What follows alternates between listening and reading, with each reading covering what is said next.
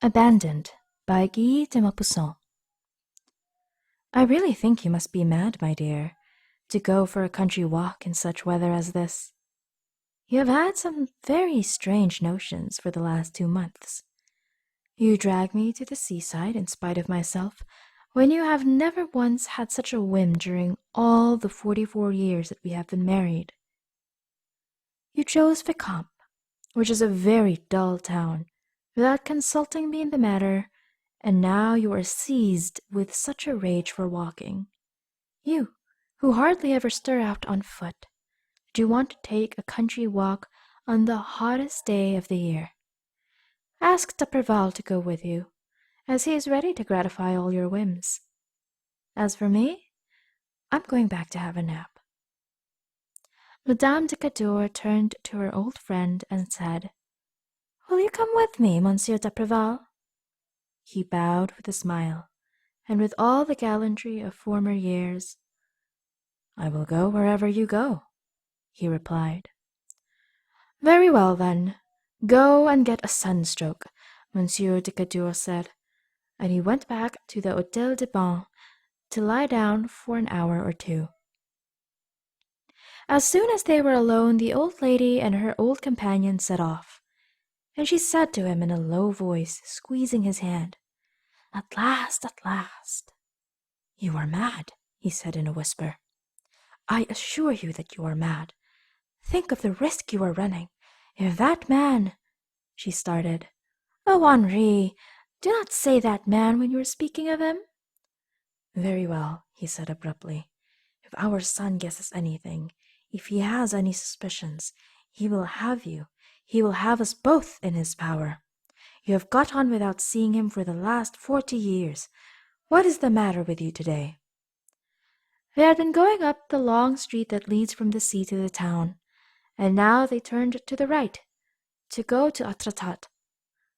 The white road stretched in front of them under a blaze of brilliant sunshine, so they went on slowly in the burning heat.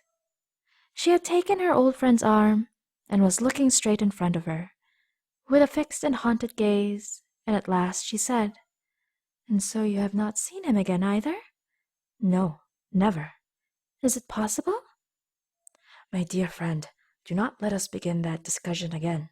I have a wife and children, and you have a husband, so we both of us have much to fear from other people's opinion." She did not reply. She was thinking of her long past youth, and of many sad things that had occurred. How well she recalled all the details of their early friendship. His smiles, the way he used to linger in order to watch her until she was indoors. What happy days they were! The only really delicious days she had ever enjoyed. And how quickly they were over!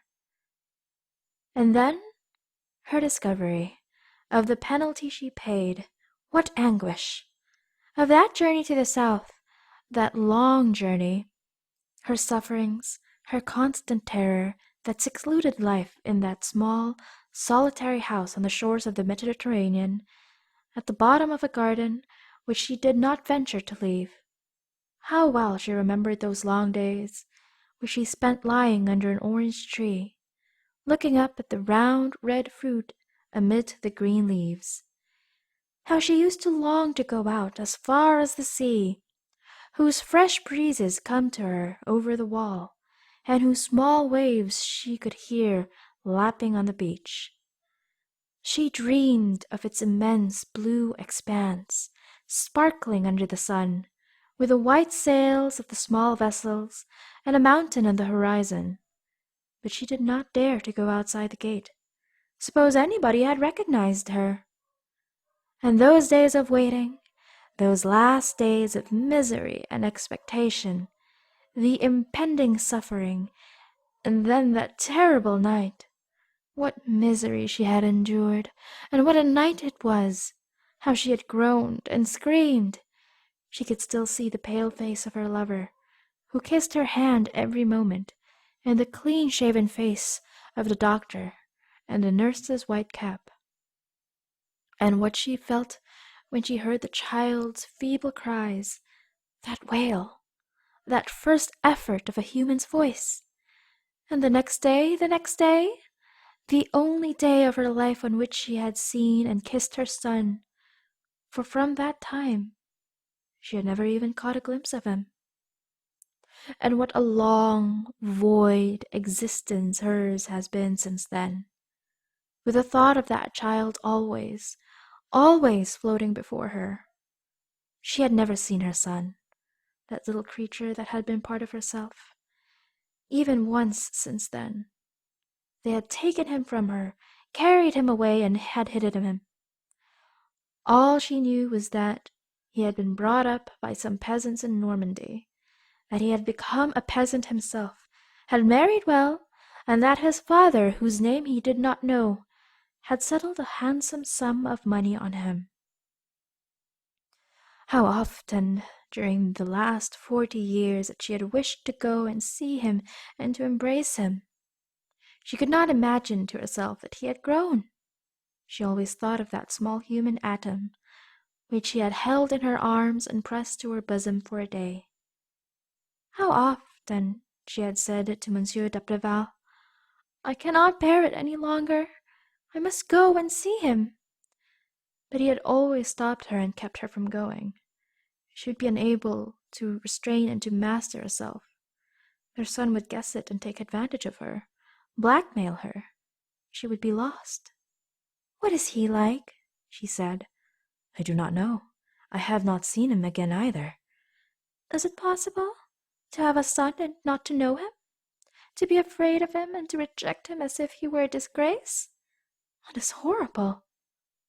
They went along the dusty road, overcome by the scorching sun, and continually ascending the interminable hill. "One might take it for a punishment," she continued. "I have never had another child, and I could no longer resist the longing to see him, which has possessed me for 40 years. You men cannot understand that. You must remember that I shall not live much longer, and suppose I should never see him, never have seen him. Is it possible? How could I wait so long? I have thought about him every day since, and what a terrible existence mine has been. I have never awakened, never, do you understand, without my first thoughts being of him, of my child. How is he? Oh, how guilty I feel toward him. Ought one to fear what the world may say in a case like this? I ought to have left everything to go after him, to bring him up and to show my love for him. I should certainly have been much happier, but I did not care. I was a coward. How I have suffered. Oh, how those poor abandoned children must hate their mothers." She stopped suddenly, for she was choked by her sobs. The whole valley was deserted and silent in the dazzling light and the overwhelming heat, and only the grasshoppers uttered their shrill, continuous chirp among the sparse yellow grass on both sides of the road. "Sit down a little," he said. She allowed herself to be led to the side of the ditch and sank down with her face in her hands. Her white hair, which hung in curls on both sides of her face, had become tangled. She wept, overcome by profound grief, while he stood facing her, uneasy and not knowing what to say, and he merely murmured, "Come, take courage." She got up. "I will," she said, and wiping her eyes she began to walk again with the uncertain step of an elderly woman. A little farther on the road passed beneath a clump of trees, which hid a few houses, and they could distinguish the vibrating and regular blows of a blacksmith's hammer on the anvil, and presently they saw a wagon standing on the right side of the road in front of a low cottage, and two men shoeing a horse under a shed. Monsieur d'Apreval went up to them. "Where is Pierre Benedict's farm?" he asked. "Take the road to the left, close to the inn, and then go straight on. It is the third house past Poret's. There is a small spruce fir close to the gate. You cannot make a mistake." They turned to the left. She was walking very slowly now. Her legs threatened to give way, and her heart was beating so violently that she felt as if she should suffocate, while at every step she murmured, as if in prayer, "Oh, heaven, heaven!" Monsieur d'Apreval, who was also nervous and rather pale, said to her somewhat gruffly, "If you cannot manage to control your feelings, you will betray yourself at once. Do try and restrain yourself." "How can I?" she replied. "My child! When I think that I am going to see my child!" They were going along one of those narrow country lanes between farmyards that are concealed beneath a double row of beech trees at either side of the ditches, and suddenly they found themselves in front of a gate, beside which was a young spruce fir. "This is it," he said. She stopped suddenly and looked about her. The courtyard, which was planted with apple trees, was large and extended as far as the small thatched dwelling house. On the opposite side were the stable, the barn, the cow house, and the poultry house, while the gig, the wagon, and the manure cart were under a slated outhouse. 4 calves were grazing under the shade of the trees, and black hens were wandering all about the enclosure. All was perfectly still. The house door was open, but nobody was to be seen, and so they went in, when immediately a large black dog came out of a barrel that was standing under a pear tree and began to bark furiously. There were 4 beehives on boards against the wall of the house. Monsieur d'Apreval stood outside and called out, "Is anybody home?" Then a child appeared, a little girl of about 10, dressed in a chemise and a linen petticoat, with dirty bare legs and a timid and cunning look. She remained standing in the doorway, as if to prevent anyone going in. "What do you want?" she asked. "Is your father in?" "No." "Where is he?" "I don't know." "And your mother?" "Gone after the cows." "Will she be back soon?" "I don't know." Then suddenly the lady, as if she feared that her companion might force her to return, said quickly, "I shall not go without having seen him." "We will wait for him, my dear friend." As they turned away they saw a peasant woman coming toward the house, carrying 2 pintails which appeared to be heavy and which glistened brightly in the sunlight. She limped with her right leg, and in her brown knitted jacket, that was faded by the sun and washed out by the rain, she looked like a poor, wretched, dirty servant. "Here is mamma," the child said. When she got close to the house, she looked at the strangers angrily and suspiciously, and then she went in, as if she had not seen them. She looked old, and a hard, yellow, wrinkled face, one of those wooden faces that country people so often have. Monsieur d'Apreval called her back. "I beg your pardon, madame, but we came in to know whether you could sell us 2 glasses of milk." She was grumbling when she reappeared in the door, after putting down her pails.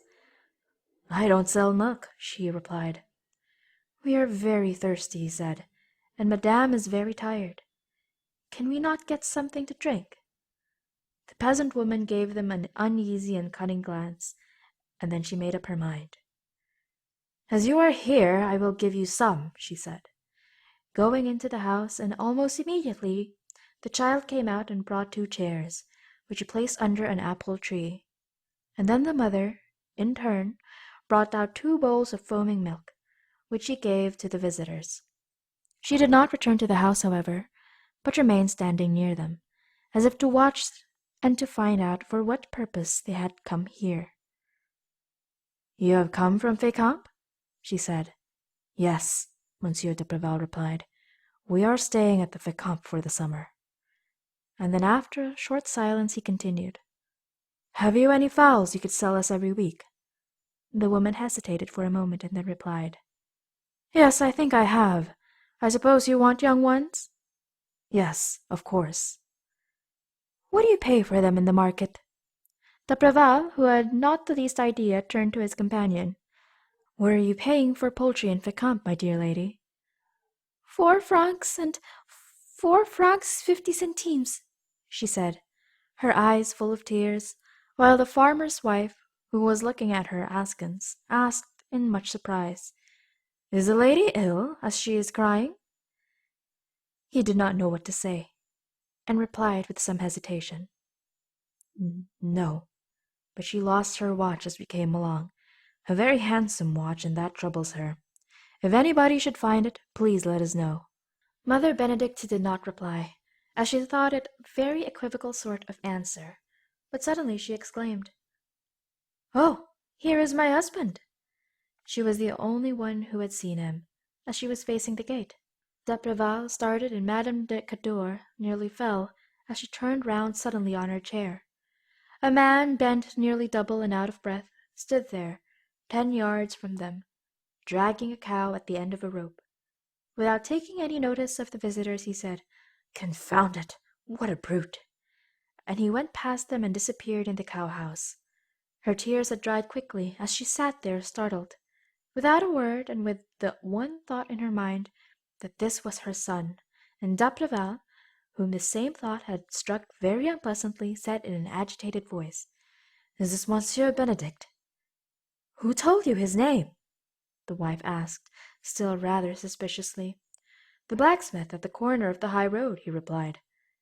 And then they were all silent, with their eyes fixed on the door of the cow-house, which formed a sort of a black hole in the wall of the building. Nothing could be seen inside, but they heard a vague noise, movements and footsteps, and the sound of hoofs, which were deadened by the straw on the floor. And soon the man reappeared in the door, wiping his forehead, and came toward the house with long, slow strides. He passed the strangers without seeming to notice them, and said to his wife, "Go and draw me a jug of cider. I am very thirsty." Then he went back into the house, while his wife went into the cellar and left the two Parisians alone. Let us go, Henri," Madame de Cadour said, nearly distracted with grief. And so d'Apreval took her by the arm, helped her to rise, and sustaining her with all his strength, for he felt that she was nearly fainting, he led her out, after throwing 5 francs on one of the chairs.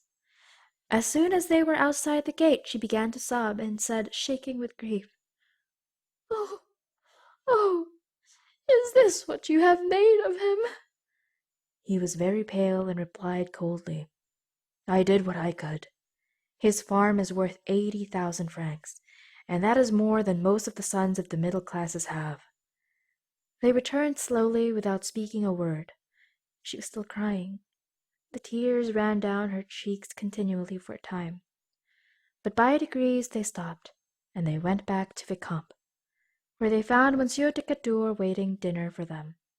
As soon as he saw them, he began to laugh and exclaimed, "Ha! So my wife has had a sunstroke, and I am very glad of it. I really think she has lost her head for some time past." Neither of them replied, and when the husband asked them, rubbing his hands, "Well, I hope that, at least, you have had a pleasant walk?" Monsieur d'Apreval replied, "A delightful walk, I assure you. Perfectly delightful."